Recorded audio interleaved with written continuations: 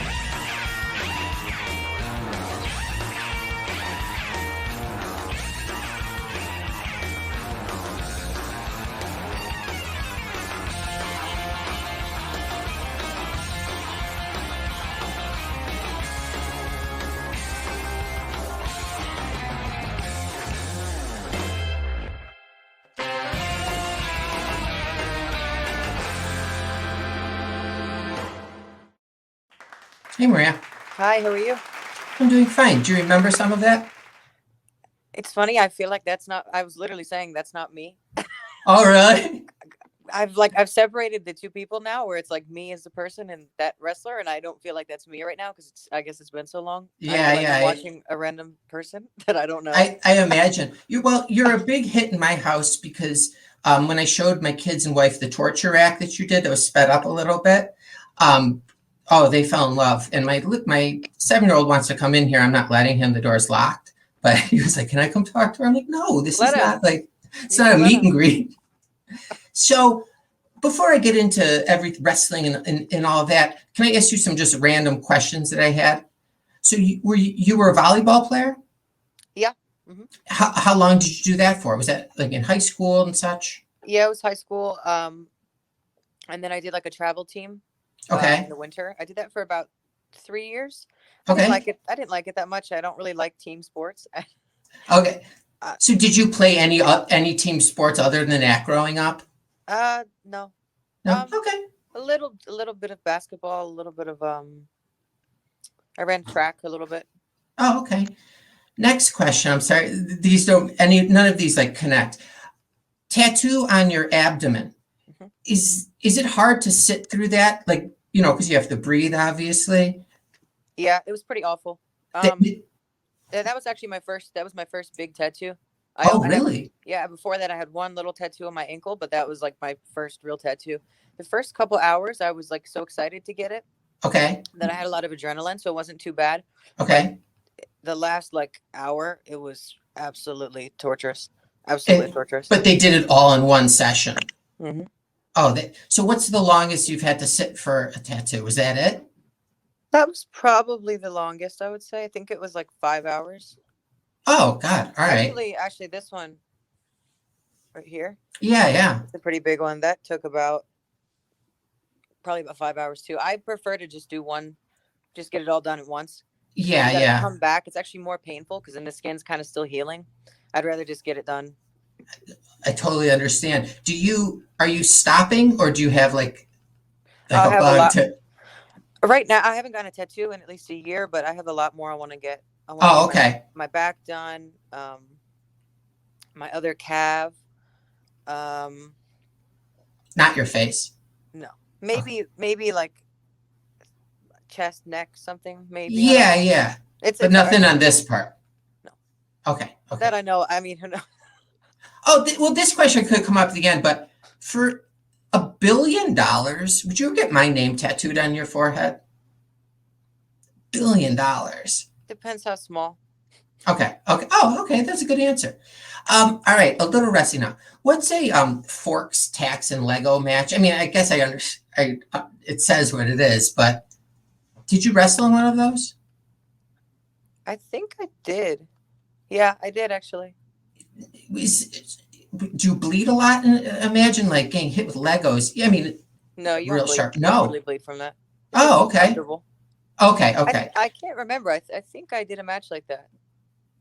I thought I saw that because I was looking at like some of the different matches you had, and I saw that one. I don't know if you won or lost though, but that doesn't matter. Was it at H2O? Probably. Yeah, I think I did that. I should remember that.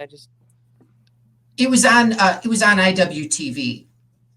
I think I did. I remember they had plastic forks, and I remember I did like a DDT into the plastic forks. Okay. Actually, it was pretty painful, like just the way it hit me. It's plastic. Did it break skin? I think it did. Oh, geez. Okay, what's a good housekeeping match? Good housekeeping match. That's just like random objects in the ring. Okay. And then I did one of those. Finally, do you prefer death matches? No. No, not at all. Are you? I think there's a time and a place for them. Okay. And at that time, I felt like that was right for me, but I don't think that's something I want to do. Does your body feel different after one of those matches as opposed to just like a regular match? Yeah. Okay. All right. More painful. So I was on YouTube and I came across on your YouTube channel a post, an honest update. Mm-hmm. Can we talk about that for a little bit? Yeah, I'd love to. Okay, great. I'll say this. I have, and I suffer from mental illness. I don't suffer, I have mental illness. So the thing that struck me that you kept saying was like, it's okay to feel this. It's okay to do this. And I think that's really important because a lot of people, and I know I did, felt very ashamed to like have any type of mental illness or anything. Was that an exhausting post for you? No, it actually felt very, very good to make that. Okay, like just being able to get that out. Yeah, and like you said, like just kind of dealing with it. I think everyone tries to turn to like medication to fix something. Mm-hmm. I don't believe in that because it's like you're going to take a medication and you might get rid of, your problem, but you're going to have so many more problems. Takes away creativity, I think.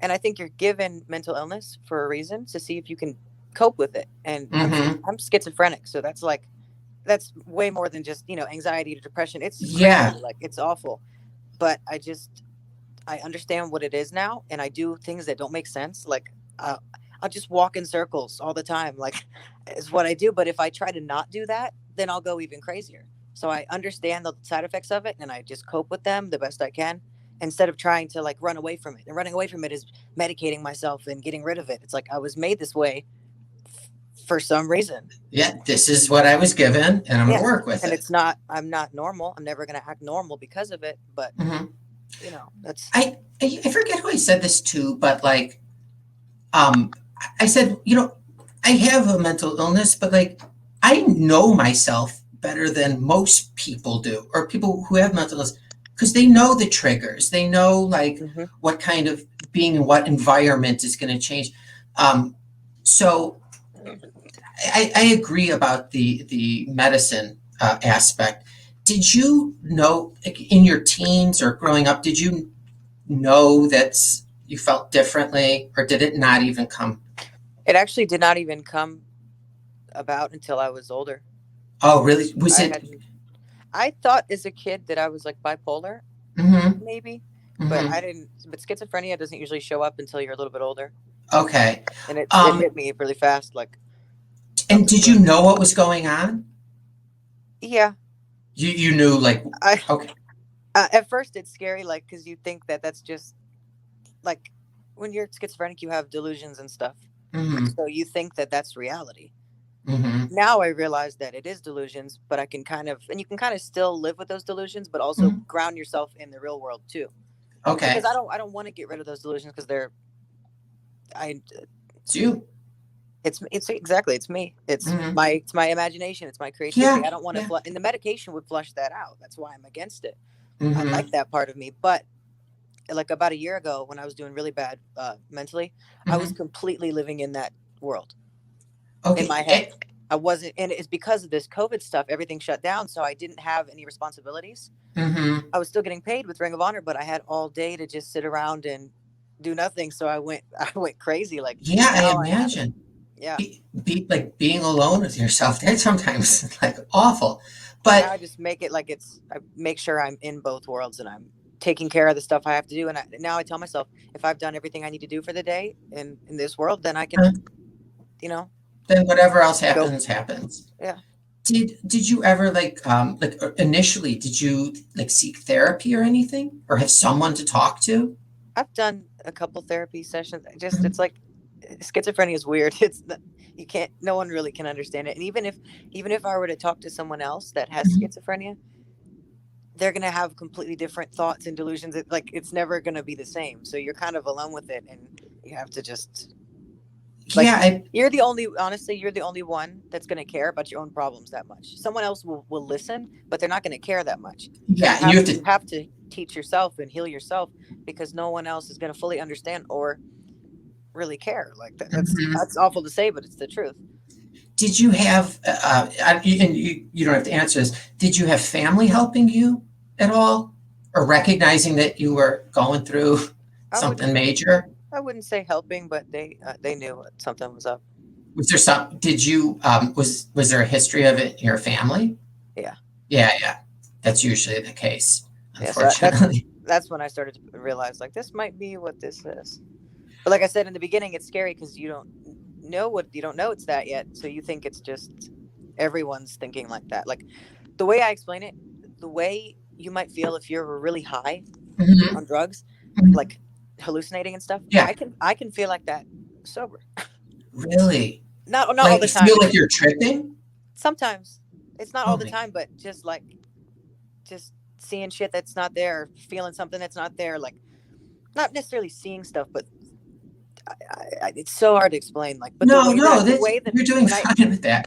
When I hear people explain what they feel like when they're tripping, that's my life sometimes. Like, yeah, like you can't really describe it. I'm either really calm. I'm very calm right now. I'm put together, but sometimes it spirals up and then it comes back down, and it's like I'm either really low or really high. Yeah. I was going to say, do you have this is horrible. Like, for people with bipolar disorder, I'll ask this once in a while. When you're on your highs, is it a lot of fun? I mean, do you ever experience highs where like, oh my God, this was so awesome? It is, but I also have dealt with all this so long that I know I'm going to come back down. So I just kind of it comes with it. Be really reckless and make awful decisions and destroy my life when I was like that. But now I know it's going to come back around, so I don't do things to damage my own life. What about are you able to drink alcohol or like smoke pot or anything? And you don't have to answer this. It's not good for me too. Yeah. And you know what I realized now? I haven't smoked or drinking in a while, like months. I get high in a good way, not like schizophrenic high, but I get high sometimes just from nothing. Yeah. Like I don't being know out in the sun. I don't know if that's God rewarding me for not. Well, you were given a challenge. I imagine that you have to get little rewards along the way. Yeah. It makes getting through all the other stuff worth it, I just think if I'm going to be unmedicated, I think being sober would be the best option. Yeah. I said, like, I don't want to worry about what could bubble up if I start getting like drunk or like so high or something. I feel like it just accelerates, like, especially alcohol. The alcohol like really makes the bipolar so much worse. Oh yeah. I had to like basically stop. I'll have like 2 or 3 drinks a year, like a beer or something, just to make other people not feel uncomfortable when they're drinking. I don't think I ever liked drinking. I think I just did it because it was what I was told I'm supposed to do, and everyone did that. That's like how you celebrate and stuff. Mm-hmm. But I don't really like it. No, I get, you know what, it makes me, one beer will make me have to get up at least twice in the middle of the night to go to the bathroom, and it really is upsetting. So, like, I know when I have a beer, I'm like, God damn, I'm gonna wake up in the middle of the night. Okay, sorry, get away from me. Did you ever go through a thing where you were, like, couldn't even get out of bed? No. No, okay. I don't. Not depressed. I have like, not that kind of depression. I have Mm-hmm. depression where I'm sad, but I'm never like lazy, I guess. Yeah, yeah. So how do you have a good support system now, like as far as like your friends, or especially after people who didn't know and watched that video? Did you have people reach out to you? Yeah.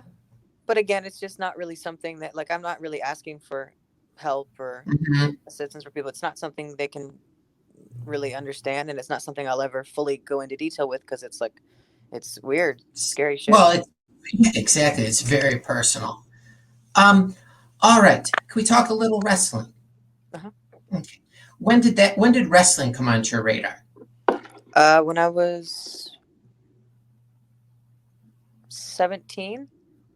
Okay. Oh, okay. And was it something that was watched in the home, or did you stumble upon it? Stumbled upon it somehow. Had Mm-hmm. no clue what it was at all. Okay. Oh, And you'd never even seen like any, like you'd never never. seen like Hulk Hogan or. I knew who The Rock was, and I knew who John Cena was, I think. Mhm. And no clue what it was. So you But turned out, and did you instantly fall in love with it, or did it take a little time? no, I didn't fall in love with it, but I just thought, like, these are people that are, like, they're actors, but they're also athletes. Mm-hmm. But the girls are also, like, attractive. Like, I don't know what this is, but I think this is something I want to do. So would everyone like you went to high school with, or elementary school and stuff, would they be really surprised to find out you were a pro wrestler? I would say. Yeah. They're shocked. Yeah. Um, No one at my school ever talked about wrestling. I never heard about it there. I never knew any wrestling fans. Never. uh-huh. So did you like when you were 17 and you saw this, at what point did it become like, oh, you know what, I want to give this a shot? Immediately when I found out what it was, I looked up, like, how to become a professional wrestler. Mm-hmm. Where, on Wikipedia? On Google. Oh, did someone write it in crayon? No, I just, What was this is what the was one. the answer you got? It said, find a training school, train for, actually, I think I looked up, I think I looked up how to make it to the WWE.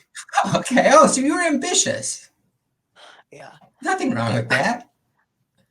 And that's all I knew how to do, was look up on the computer how to do something. And I wrote down these steps like I was going to follow them. It said, Check. it said, find a training school, train for at least like a year, I think it said, Okay. and then start doing the indies, Okay. which is what I did. Mm-hmm. And then I guess it said, like, do a tryout. Yeah. So you followed all these steps, actually. Yeah. Uh-huh. I actually followed, and I knew it wasn't going to be something you just snap your fingers and you get it. I knew I'd have to train for a while, and I'd have to do the indies. And I didn't know how long the indies.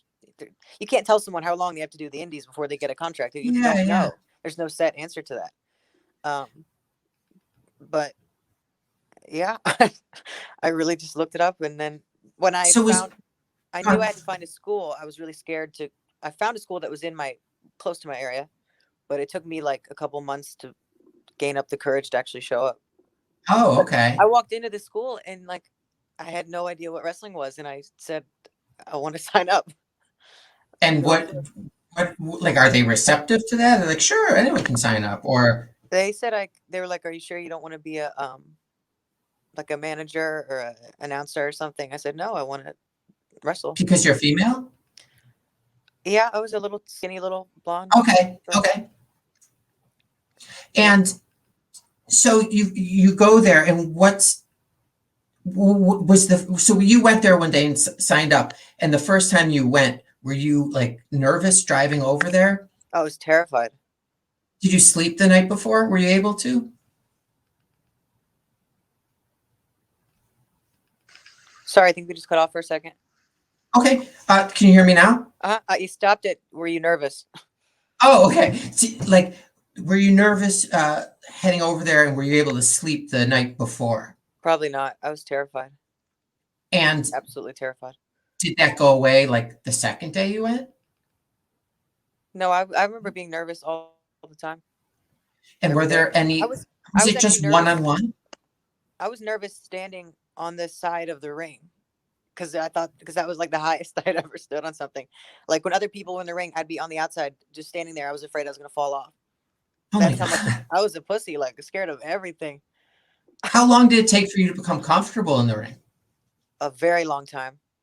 Oh, okay. I don't think my first like year of matches, I was very uncomfortable. Okay. Would you watch those again? I'd rather not. Okay. Okay. I would say it wasn't until like, I would say when I moved to New Jersey and I started with CZW, started training there, I started to get a little bit more comfortable at that point. Okay. So that was a while in. Yeah, it took me a while. I'm still not comfortable. No, I don't think there's ever a point where you're fully comfortable. Like wrestling is a weird thing, like, because it's not fighting. It's not like you're just unleashing yourself and fighting. Like that's I've started to think that's what I want to do, because I just like, I have so much inside of me I want to let out. But with the wrestling, it's like you have to hold yourself back enough, but also make it believable. But you can't really, like, it's weird. It's like acting, but it's like you can't cross a certain line. Yes, and I don't like that, because it's like I can't half unleash myself. I'm either all the way or like it's like uncomfortable for me. So it's not like an outlet to get rid of 100% of like your emotion or anything. No, not at all. People think it's like this big like rage release. It's not. It's not. Where I'd say working out is more of a rage release than wrestling. Oh, that's actually. I think you get some kind of a release because you get that adrenaline rush and you get, like, the crowds cheering for you and stuff. You get that kind of excitement, but you don't get to, like, I think any wrestler would tell you this, like, you don't get to really unleash yourself. It's like some stuff, like, I'm doing the torture rack, like that's a real move.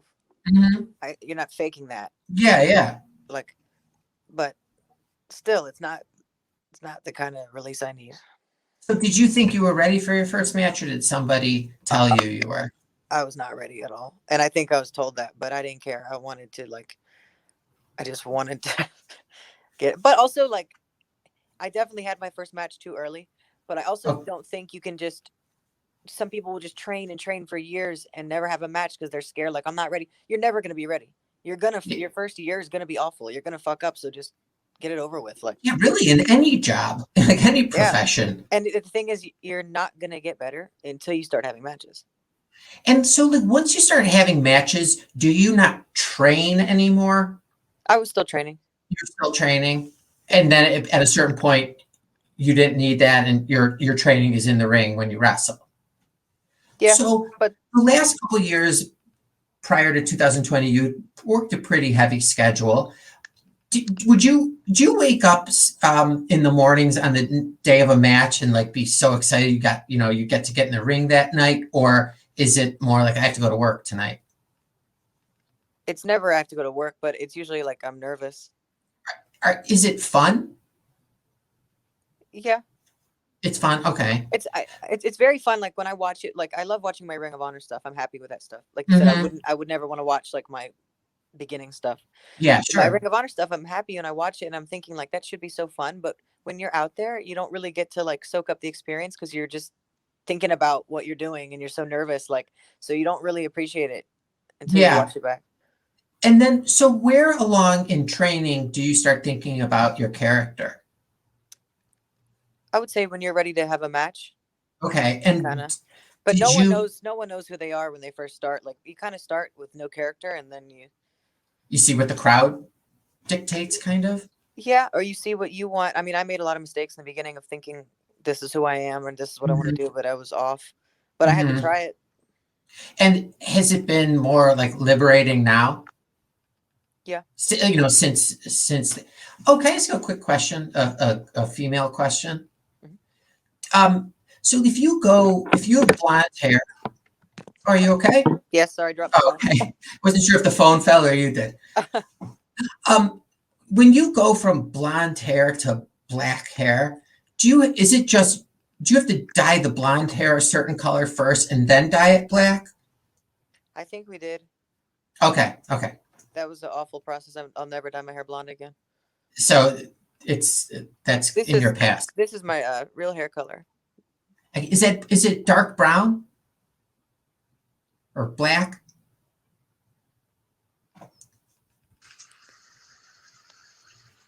What'd you say? Oh, it was more about your hair. We'll move on. So where did the Maniac, when did you start thinking, I want to go with this moving forward? With the Maria Manic? Yeah. What did I say, Maniac? You said Maniac. I'm sorry. I have so many people say that. I didn't mean that. I apologize.